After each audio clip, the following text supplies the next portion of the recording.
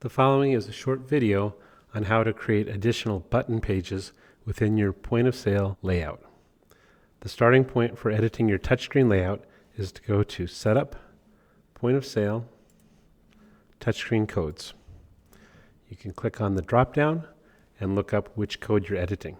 If you're not sure what code you're editing, you can check Setup, Point of Sale Stations to find out which code is used on your station. Once you have your point of sale touchscreen code selected, you can go into the button editor. And from here, we can go navigate to where we want to add an additional page. In my example, I'm going to go to my favorites. I'll follow my link here. And here's an existing button page that has a number of shortcuts to sell items. And this is favorites, but maybe I'd like to have a favorites too. So in order to do that, I could say new page and build a page from scratch, but since I have kind of a nice example here, I'll just copy this existing page. So I'm on favorites and I'm clicking copy page, and I will call this favorites 2. Like so. Now, when I click preview, you'll see this refreshes. I have a lot of extra buttons here. I'm going to clear some of these out. And this will give us a good starting point for our new screen. Now maybe for this first item, instead of being a golf glove, maybe there's a different item that we'll have a shortcut to. So I'll click on my magnifying glass and let's just we'll do these Dunlop golf balls here, these Dun DTH. So I'll copy from here. I'll give this a title.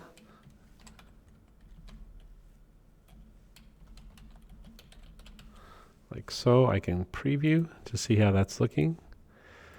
Once I have one item, it's easy to use my copy paste to create additional ones. And in this case, I'll pick on maybe my done. Just go down the line here. There's my DIS.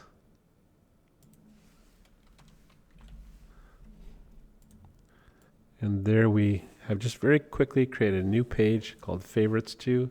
We've added a few choices here. Now, of course, I can experiment with changing colors if I like.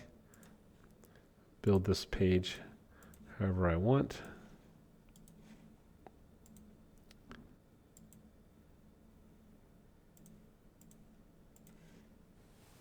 Now, at this point, from my point of sale, my users would not have access to this page yet because I have not built any navigation to bring us to this page.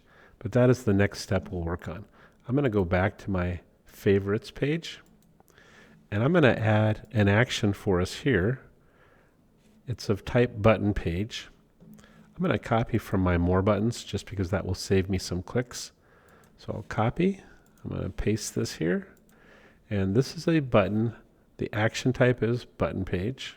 I'm going to give this a name. We'll call this favorites 2. And now down below, since this is of type button page, I need to say where we're headed. In this case, we are heading to favorites 2.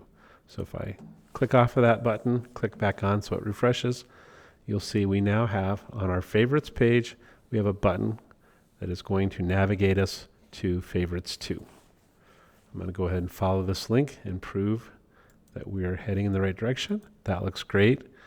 This button's already here. This is just a standard go back. So that'll take us where we came from. And I might want just a complete bailout. We'll copy from our home button up here. And I might want the ability just to go all the way back to home if I chose to. So we've built this new page. I'm feeling pretty good about how we have this laid out. We've got our links in place, but let's go ahead and try this out. So I'm going to close. I'm going to hit save. Touchscreen. Here's my favorites, where I can drop a few items on my ticket. I've got my favorites 2, which brings up these new items. I can navigate back or forward, and home always gets me back to where we started. So that's just an example of how you can create for yourself new button pages and how you can link those to existing button pages.